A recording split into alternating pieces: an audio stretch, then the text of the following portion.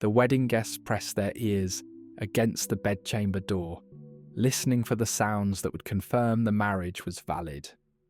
Inside, the 15-year-old bride and 17-year-old groom were attempting to consummate their union, while knowing that a crowd of nobles, including both sets of parents, waited outside for proof. When the groom finally emerged with the blood-stained sheet, the crowd erupted in celebration. The marriage of Philip Augustus of France to Isabella of Hainaut in 1180 was now legally binding. This wasn't unusual. This was standard practice for noble marriages across medieval Europe, where sex was simultaneously the most regulated and most obsessed over aspect of human existence. Medieval Europe managed to be both the most sexually repressed and sexually fixated society in Western history. The same church that declared sex inherently sinful also produced manuals detailing exactly how, when, and in what positions married couples should copulate. Priests who were supposedly celibate openly kept mistresses and fathered children. Cities that banned prostitution also licensed brothels as necessary evils. Knights who took vows of chastity wrote the most erotic poetry of their age. Every contradiction you can imagine about sex existed in medieval times, and then some. The rules were impossibly specific. The church had calculated that married couples could only have sex on approximately 44 days per year, after subtracting Sundays, feast days, Lent, Advent, Fridays, Wednesdays, and various other forbidden times. Yet the same church operated Europe's largest network of brothels. Theologians debated whether the Virgin Mary experienced orgasm during the Immaculate Conception. Medical texts claimed women needed regular orgasms for health, while simultaneously declaring female desire a sign of demonic possession. This was a world where your neighbours could report you to church courts for having sex in the wrong position, where public bedding ceremonies were legal requirements, where physicians prescribed sex as medicine, but priests prescribed abstinence as virtue, where peasants celebrated May Day with fertility orgies, while nobles practiced courtly love that glorified eternal sexual frustration, where everything about sex was simultaneously sacred and profane, mandatory and forbidden, public and secret. Before we dive into how medieval people actually navigated this sexual maze of contradictions, hit the like button and subscribe if you want more uncensored medieval history. Chapter 1. The Church's Impossible Rules. Brother Thomas hadn't touched his wife in 3 months. Not because he was a monk, he was a parish priest in Lincoln, married for 12 years with 4 children. But it was Lent, then Easter week, then his wife's monthly bleeding, then a feast day, then a Friday, then another feast day. By his calculation, following church law properly, he could lie with his wife perhaps 4 times before Advent began and shut down sex until after Epiphany. He knew other priests ignored these rules. He also knew the bishop, who had 3 mistresses and 7 bastard children, would still discipline him if caught breaking them. This was the impossible reality of medieval sexuality. Rules nobody could follow, enforced by people who didn't follow them. The church's sexual regulations weren't suggestions, they were canon law, enforceable by ecclesiastical courts with real punishments. The penitentials, handbooks for confessors, listed hundreds of sexual sins with specific penances. Having sex in any position other than missionary required penance. Enjoying it too much required penance. Not enjoying it enough, suggesting lack of intent to procreate, required penance. One English penitential required couples to wash after sex before entering a church, but another forbade bathing together as it might lead to lust. Following all the rules simultaneously was mathematically impossible. The calendar restrictions alone made normal married life unworkable. Sex was forbidden on Sundays, the Lord's Day, Wednesdays when Judas betrayed Christ, Fridays when Christ died, Saturdays, honouring the Virgin Mary, all of Lent, 40 days, all of Advent, 4 weeks. Whitsun week, Easter week, feast days of major saints, dozens annually. Days of fasting, days of penance, 3 days before taking communion, and 5 days after menstruation. A monk in Bavaria calculated that a perfectly observant Christian couple could have sex exactly 44 days per year. But the timing wasn't even the most restrictive part. The act itself was regulated down to the smallest detail. Only one position was acceptable: man on top, woman on bottom, face to face. No nudity. Chemises with strategic openings were recommended. No touching of genitals with hands. No oral contact of any kind. No daylight sex, too visible. No candlelight sex, too lustful. Ideally, sex should occur in darkness, silence, and with minimal movement. One theologian seriously argued that conception during forbidden times or positions would produce deformed or evil children. The celibacy requirement for clergy was perhaps the greatest fiction of medieval times. Introduced gradually between the 11th and 12th centuries, it was widely ignored. Parish priests across Europe openly kept housekeepers who were wives in all but name. Bishop Henry of Liège was reported to have fathered 65 children. Pope Alexander VI had at least 4 acknowledged children while in office. The Archbishop of Canterbury in 1171 discovered that most of his priests were married and simply fined them rather than removing them. The church needed the revenue more than the moral high ground. Monasteries and convents, supposedly bastions of celibacy, were hotbeds of sexual activity. The Chronicle of Meaux Abbey records monks sneaking women in, dressed as fellow monks. Nunneries near universities became notorious for student visits. The Abbey of Wherwell had to build a wall to keep the nuns from the local townsmen.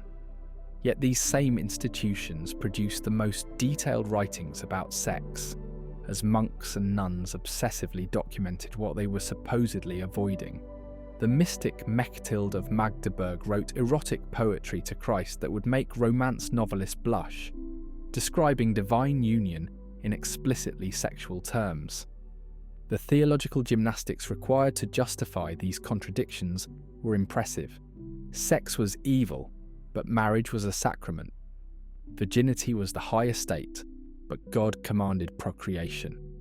Lust was deadly sin, but refusing sex to your spouse was also sin. Thomas Aquinas spent thousands of words explaining why Mary could be perpetually virgin, yet truly married to Joseph, why sex in paradise would have been better than current sex, and whether resurrected bodies would have functional genitals. Yes, but they wouldn't use them. Confession became a strange form of sexual education. Priests were instructed to ask detailed questions about sexual sins, but not so detailed as to teach penitents new sins. The resulting conversations were absurd. Have you sinned against nature? What does that mean, Father? I cannot say, lest I lead you to sin. Then how do I know if I've done it? Search your conscience. Many confessors' manuals read like sex guides, listing every possible act so priests would know what penances to assign. These manuals, ironically, probably spread more sexual knowledge than any other medieval texts. Chapter 2. Noble Love and Marriage. Lady Margaret Beaufort was 12 years old when she gave birth to the future King Henry VII. Her husband Edmund Tudor was 24 when he impregnated her, and dead before the baby was born. This wasn't scandalous. It was typical noble marriage practice. Margaret later testified that the birth nearly killed her and left her unable to have more children. She married twice more but insisted on celibate unions, traumatised by her childhood experience. Yet she also became one of England's most powerful women, using her sexual history as political leverage, proving she could produce kings while being too damaged to produce rivals. Noble marriages were political alliances with sexual requirements. The bride brought lands, titles, and dowry. The groom brought name, protection, and sperm. Love was irrelevant, compatibility unnecessary, attraction a pleasant surprise. What mattered was consummation. Without it, the marriage could be annulled, alliances broken, wars started. Hence the bedding ceremony, where witnesses confirmed the couple had at least attempted sex. For proxy marriages, where nobles married foreigners they'd never met, representatives would literally get into bed together, touching naked legs while witnesses watched, to symbolise consummation. The age of consummation was theoretically regulated. Canon law said 14 for boys, 12 for girls. But younger marriages happened with future consent. Marriage contracts for children with consummation delayed until legal age, except when it wasn't. Political needs often overrode canon law. Margaret Beaufort's case wasn't unique. The pressure to produce heirs, secure alliances, and prevent annulments meant many noble girls were pregnant by 13. But here's where it gets strange. The same nobles who treated marriage as breeding contracts also created courtly love, the most sexually frustrated literary tradition in history. Knights pledged eternal devotion to unattainable ladies, usually married to their lords. They'd wear their ladies' colours, fight in their names, compose songs to their beauty, and ideally never actually touch them.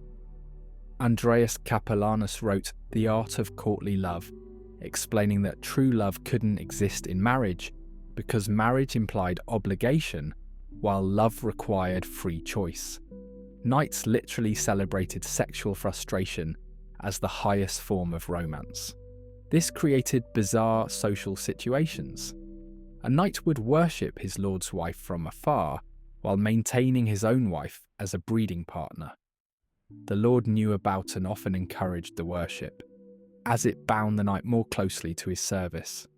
The lady would play along, offering tokens and favours but never physical affection.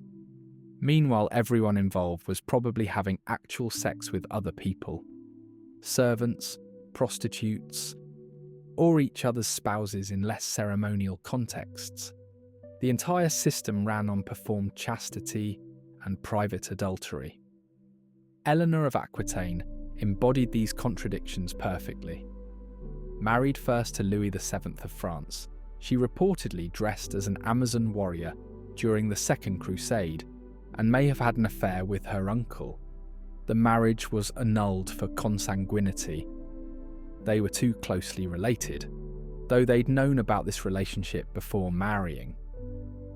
She immediately married Henry II of England, bearing him 8 children, while also supposedly maintaining a court of love, where troubadours sang explicit songs about wanting to bed her. She definitely had political power through her sexuality, but whether she actually took lovers remains historical debate. The songs these nobles enjoyed were remarkably explicit. Troubadours sang about women's white thighs, sweet mounds, and secret gardens. One popular song genre, the alba, described lovers parting at dawn after illicit nighttime encounters. Another, the pastorella, typically involved knights attempting to seduce or force themselves on shepherdesses.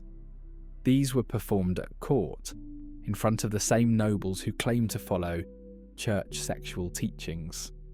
The cognitive dissonance was apparently unproblematic. Noble women used sex strategically within these constraints. They knew their primary value was producing heirs, so some leveraged pregnancy politically.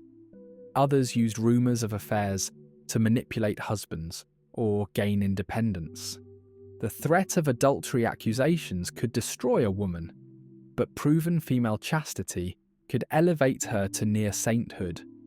Some noble women took public vows of chastity after producing heirs, freeing themselves from sexual obligations while gaining religious authority.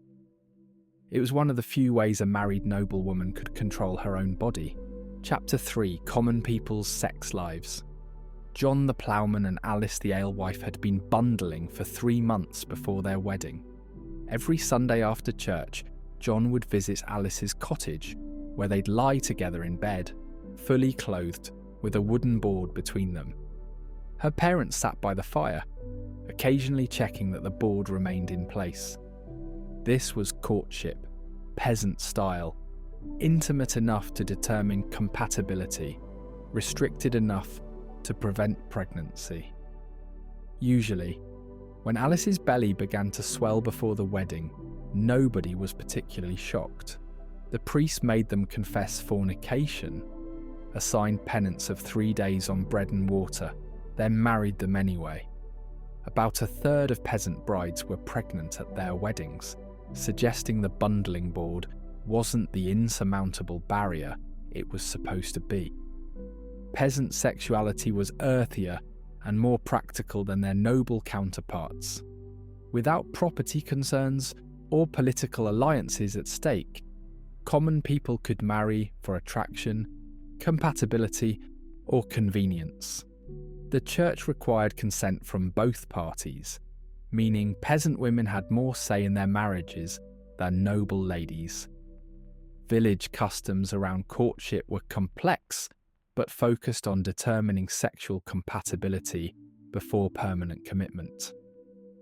Besides bundling, there was night visiting, where young men would climb through windows for intimate but supposedly chaste encounters, and hand fasting, trial marriages that could be dissolved if unsatisfactory.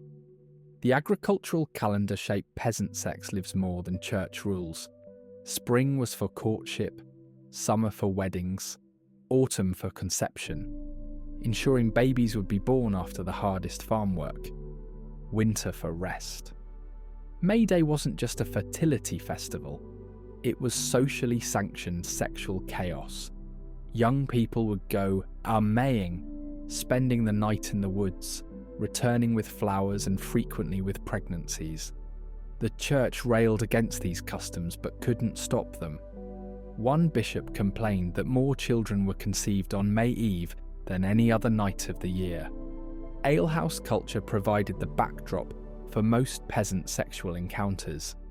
These weren't just drinking establishments, but social centres where courtship, adultery, prostitution, and regular married sex all occurred.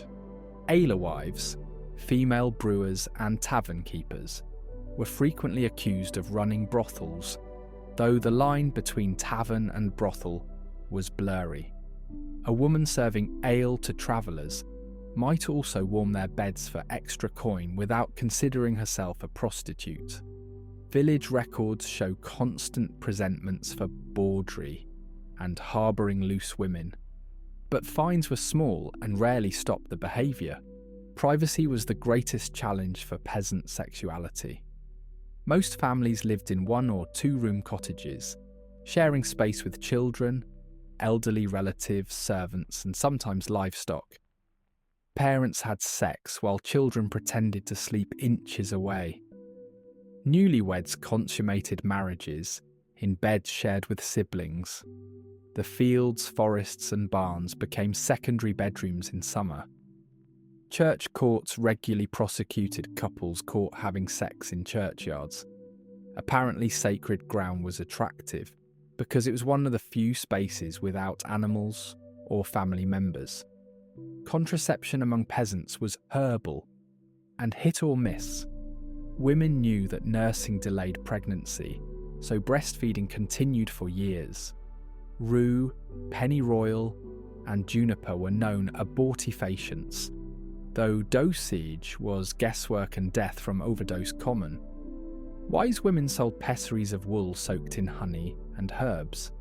Men occasionally used animal intestine condoms, though these were expensive and reused until they fell apart. Coitus interruptus was common, despite church condemnation. One confession manual called it worse than murder because it prevented a soul from being born. Village communities enforced their own sexual standards, often contradicting church law. Charivari, loud mocking parades outside homes of sexual transgressors, punished age-inappropriate marriages, wife-beaters, and adulteresses, but also men who let their wives dominate them sexually. The Skimmington ride, where a husband who couldn't control his wife was paraded backwards on a donkey, specifically targeted sexual submission. Villages had their own courts that handled sexual disputes before they reached church authorities. These usually favoured keeping families together and maintaining community stability over strict moral enforcement. Women's sexual reputations were currency in village life.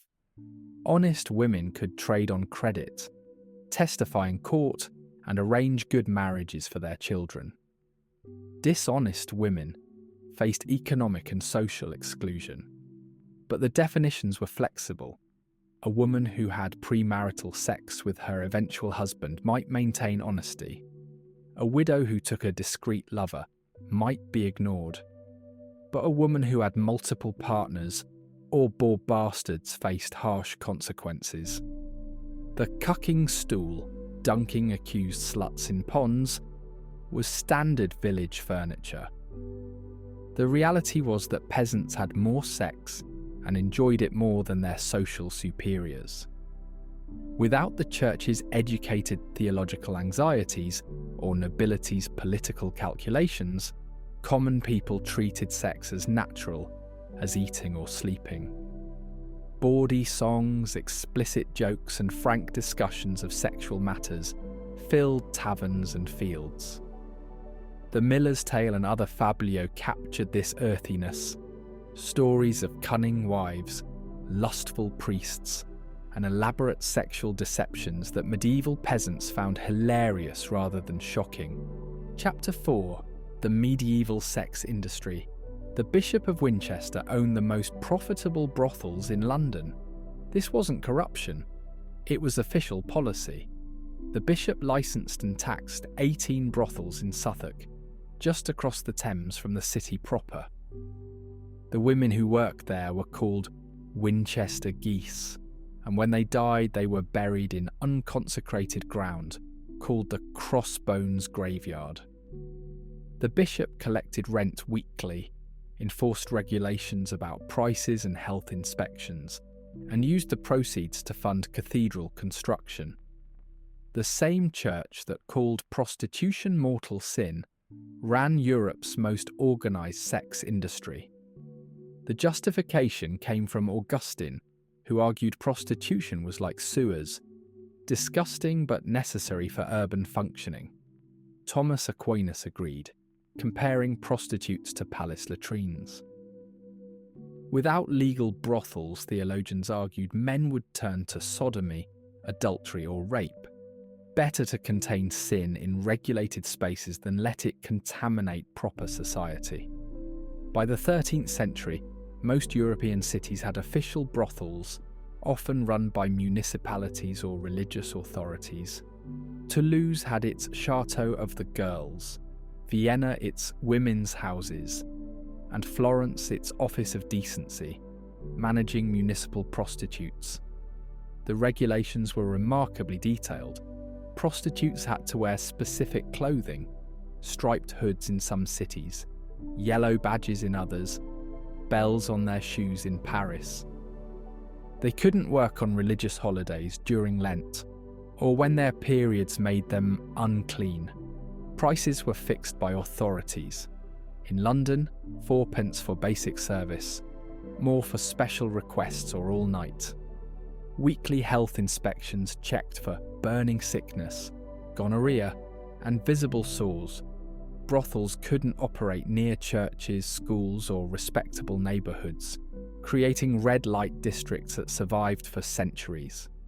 But the regulated brothels were just a visible part of medieval sex work. Bathhouses offered much more than washing.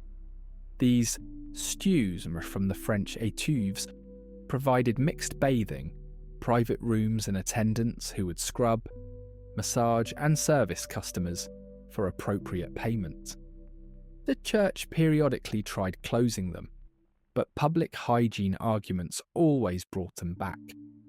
One London ordinance required bathhouse keepers to prevent immoral acts while also permitting honest touching necessary for proper cleaning.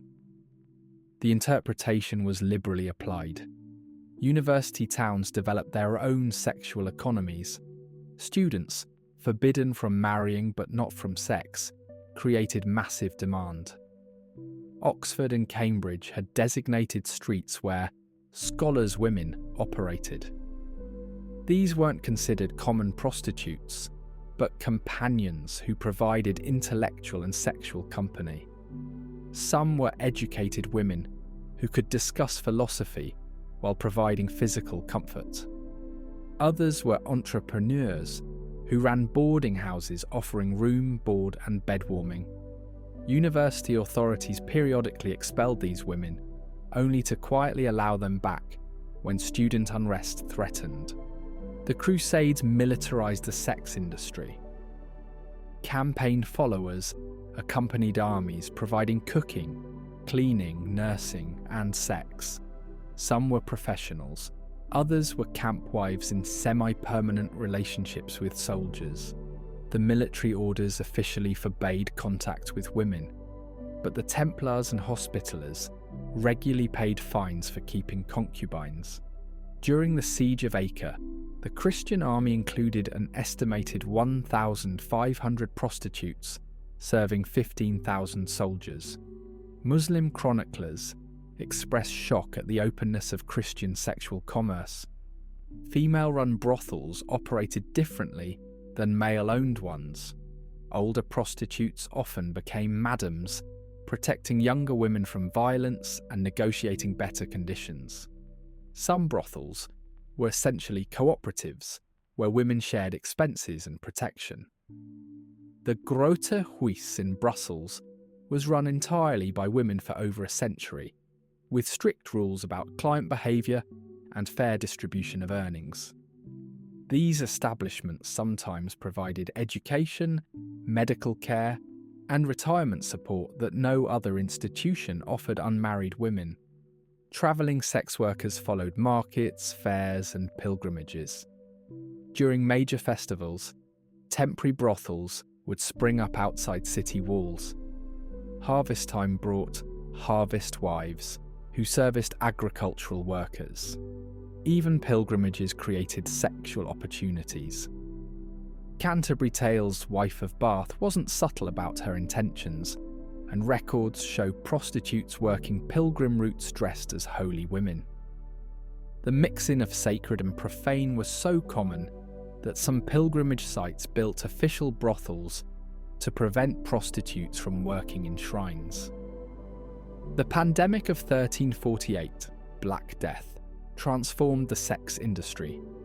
With massive population loss, surviving women had more economic options, and prostitution became more expensive and professionalised. Post-plague moral panic led to stricter regulations, but also higher profits for those willing to risk the trade. Some cities introduced rehabilitation programs, where former prostitutes could learn respectable trades, though most failed because sex work paid better than spinning or weaving. High-class courtesans occupied a different category entirely. These women, often educated and cultured, maintained long-term arrangements with wealthy merchants or nobles. They attended parties, participated in intellectual discussions, and provided companionship beyond sex. Some became extremely wealthy and influential. Agnes Sorel, mistress to Charles VII of France, essentially ran the kingdom while the king dealt with depression.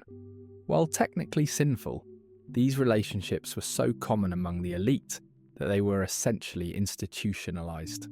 Chapter 5. Medical ideas about sex. The physician examined Lady Catherine's urine, holding it up to the candlelight and swirling it thoughtfully. "Your womb has wandered," he declared with confidence. "It has travelled up toward your throat, causing these fits of crying and rage. The cure is immediate copulation with your husband, repeated daily until the womb returns to its proper place." This was medicine in 1250, the belief that women's uteruses literally travelled around their bodies like independent creatures, causing everything from headaches to hysteria. The prescribed cure was always the same: more sex, preferably resulting in pregnancy, which would anchor the wandering womb in place. Medieval medicine understood the human body through the theory of 4 humours: blood, hot and wet; phlegm, cold and wet; yellow bile, hot and dry; and black bile, cold and dry, dry; and black bile, cold and dry. Sexual desire and performance depended on humoral balance. Men were naturally hot and dry, making them sexually aggressive. Women were cold and wet, making them sexually passive, but eternally receptive. Too much sex depleted men's heat, causing weakness, blindness, and early death. Too little sex caused women's cold wetness to accumulate, resulting in suffocation of the mother, hysteria, green sickness, anemia, or even death from unexpelled seed. The concept of female seed was particularly bizarre. Medieval physicians following Galen believed women produced semen just like men. This female seed, if not regularly expelled through orgasm, would rot inside the body, creating toxic vapours that rose to the brain, causing madness. Widows and nuns were especially susceptible to seed accumulation. Medical texts recommended marriage as the cure, but for women who couldn't marry, physicians prescribed medical massage of the genitals to release the seed. Midwives performed this service, using oils and herbs to bring about hysterical paroxysm, orgasm, as medical treatment. Male sexual dysfunction was treated with sympathetic magic and exotic ingredients. Impotence cures included eating roasted wolf penis, sparrow brains mixed with wine, or the right testicle of a donkey ground into powder. Physicians believed impotence could be caused by witchcraft, requiring counter-magic rather than medicine. One treatment involved the impotent man urinating through his wedding ring while reciting psalms. Another required stealing the chemise of a virgin, burning it, and mixing the ashes with holy water to drink. Aphrodisiacs were big business. Apothecaries sold everything from ground pearls to unicorn horn, actually narwhal tusk, as sexual enhancers. More affordable options included eggs, onions, carrots for their suggestive shape, and anything that caused gas, since flatulence was believed to inflate the penis. Conversely, things that cooled passion included lettuce, vinegar, and water lily. Monks were encouraged to sit in cold water and avoid spicy foods to maintain celibacy. The wealthy consumed elaborate aphrodisiac feasts featuring dozens of supposedly stimulating foods. Pregnancy beliefs range from reasonable to ridiculous. Medieval physicians correctly understood that menstruation stopping indicated pregnancy. They also knew that fetal movement, quickening, occurred around the 4th month. But they believed the sex of the baby depended on which testicle the sperm came from. Right for boys, left for girls. That looking at ugly things during pregnancy would create ugly babies, and that pregnant women who ate strawberries would birth children with birthmarks. The position during conception supposedly determined the child's personality. Missionary created obedient children, while other positions created rebels. birth control medical texts were surprisingly sophisticated. The Trotula, a medical compendium possibly written by a female physician in Salerno, described various contraceptive methods with clinical precision. Cedar oil applied to the penis before intercourse, mint juice drunk immediately after sex, pessaries of crocodile dung mixed with honey. The Egyptians had passed this knowledge on. Jumping backwards 7 times after intercourse to expel semen. While effectiveness varied wildly, the systematic approach shows medieval medicine took family planning seriously despite church opposition. Sexually transmitted diseases were recognised but misunderstood. Burning sickness, gonorrhea, was treated with mercury rubs that probably caused more harm than the disease. French pox, syphilis after it appeared in the late 15th century, was blamed on astrological conjunctions, divine punishment, or sex with menstruating women. Treatments ranged from prayer and pilgrimage to cauterization of genital sores with hot irons. The connection between sex and disease transmission was understood practically, if not theoretically. Brothels requiring health inspection shows awareness of contagion. Medical texts revealed deep anxiety about sexual categories. Hermaphrodites fascinated medieval physicians who developed elaborate theories about perfect versus imperfect, dual-gendered people. Women who enjoyed sex too much might develop enlarged clitorises and become masculine. Men who enjoyed passive anal sex might develop feminine characteristics. The boundaries between male and female were considered dangerously permeable, requiring constant vigilance to maintain proper gender categories. The intersection of medicine and morality created strange prescriptions. Nocturnal emissions were simultaneously natural, the body expelling excess seed, and sinful, indicating lustful dreams. Treatments included sleeping on uncomfortable surfaces, avoiding rich foods, and wearing hair shirts to bed. One medical text recommended tying a lead cross to the penis at night to prevent erections. Another suggested eating rue before sleep to prevent wet dreams. The goal was managing the body's natural sexual functions without committing sin, a medical impossibility that kept physicians and confessors in business. Chapter 6. Law, Order and Scandal. The church court in York was hearing the case of Joan Baker, accused of excessive sexual enthusiasm. Her neighbours testified that her moans during intercourse disturbed the entire street, that she and her husband engaged in unseemly acts, visible through their window, and most shockingly, that she had been seen on top during intercourse. Joan's defence was simple.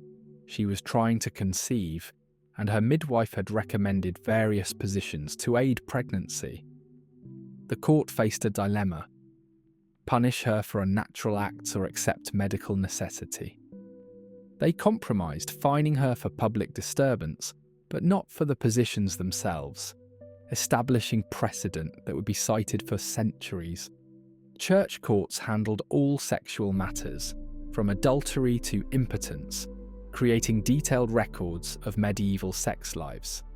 These courts operated on different principles than secular law. Confession brought reduced penalties, reputation mattered as much as evidence, and punishments focused on public shame rather than imprisonment. The most common sexual crime prosecuted was fornication, sex between unmarried people, followed by adultery, then unnatural acts, anything non-procreative. Punishments range from fines to public whipping to excommunication. The stocks and pillory weren't just for thieves. Sexual offenders faced public humiliation too. Adulterers might stand locked in the pillory, wearing signs describing their sins while neighbours threw rotten vegetables. Prostitutes caught working during Lent faced the cucking stool, repeatedly dunked in cold water. Men who let their wives dominate them sexually faced rough music, crowds banging pots and pans outside their homes. These punishments relied on community participation, turning sexual regulation into public entertainment. Impotence trials were particularly humiliating. If a wife claimed her husband couldn't perform, the church court would investigate. This might involve honest women, usually prostitutes or midwives, attempting to arouse the husband to prove his capability. One London trial, in 1433, required the husband to attempt intercourse with his wife in front of witnesses. When he failed, the marriage was annulled. These trials were surprisingly common. About 10% of marriage annulment cases involved impotence claims. The scandal of Philip IV of France and the Tour de Nesle affair in 1314 showed how sexual crimes could topple kingdoms. Philip's 3 daughters-in-law were accused of adultery with knights. The trial revealed elaborate deceptions, secret meetings in the tower, coded messages, and sexual encounters while their husbands were away. 2 of the women were convicted, had their heads shaved, and were imprisoned for life. Their lovers were castrated, flayed alive, and hanged. The scandal destroyed the Capetian dynasty's reputation and contributed to succession crises that sparked the 100 Years' War. Eleanor Cobham's case demonstrated how sex, magic, and politics intersected. As mistress then wife to Duke Humphrey of Gloucester, she was accused in 1441 of using witchcraft to become queen. The charges included creating wax images for sex magic, obtaining potions to ensure conception, and consulting astrologers about the king's death. While the real motive was political, removing Humphrey from succession, the sexual elements made the charges stick. Eleanor was forced to walk through London barefoot in penance, then imprisoned for life. Sumptuary laws regulated sexual display. These laws dictated what different social classes could wear, specifically targeting sexually provocative clothing. Prostitutes had to wear identifying marks. Unmarried women couldn't wear the low-cut dresses allowed to wives. Men's codpieces, the padded genital pouches that became increasingly elaborate, were regulated for size and decoration. In 1463, Edward IV banned codpieces that extended more than 2 inches from the body, though enforcement was sporadic. University sexual scandals regularly erupted into violence. In 1355, Oxford students rioting over ale quality evolved into battles over townswomen, leaving 63 dead. The university claimed authority over student sexual behaviour, while townspeople resented scholars' immunity from civil law. Compromises usually involved the university paying for student bastards while maintaining legal jurisdiction. Cambridge developed a system where proctors patrolled brothels, not to prevent student visits but to ensure orderly queuing. The Great Schism, 1378 to 1417, exposed church sexual hypocrisy on an international scale. With 2, sometimes 3 competing popes, accusations of sexual impropriety became weapons. Urban VI accused Clement VII of sodomy. Benedict XIII was accused of keeping a harem. John XXIII was deposed partly for allegedly seducing 200 women, while papal legate. These accusations, whether true or not, destroyed church moral authority regarding sexuality for generations. The Byzantine Empire, still technically Roman, had completely different sexual laws that medieval Western Europeans found shocking. Byzantine law allowed divorce for sexual incompatibility, permitted remarriage after adultery, and regulated rather than banned prostitution. When Byzantine Princess Theophanu married Otto II of Germany in 972, she brought Byzantine bathing customs that Germans considered dangerously sexual. Her mixed-gender bathing parties scandalised the court but couldn't be banned without insulting the emperor. Medieval sexuality was a battlefield where theology, medicine, law, and human nature constantly clashed. The same society that calculated sex was only acceptable 44 days per year also produced the Canterbury Tales, bawdy humour. The same church that preached celibacy operated Europe's largest brothel network. The same physicians who prescribed orgasms as medicine also believed wandering wombs caused hysteria. Every aspect of medieval sex was simultaneously regulated and chaotic, sacred and profane, hidden and displayed. They created rules nobody could follow, then built entire economies around breaking them. They celebrated virginity while requiring public consummation. They burned sodomites while writing erotic poetry to Christ. The contradictions weren't failures of the system, they were the system. If you found this journey through medieval sexuality educational and entertaining, hit the like button and subscribe. Have a good night.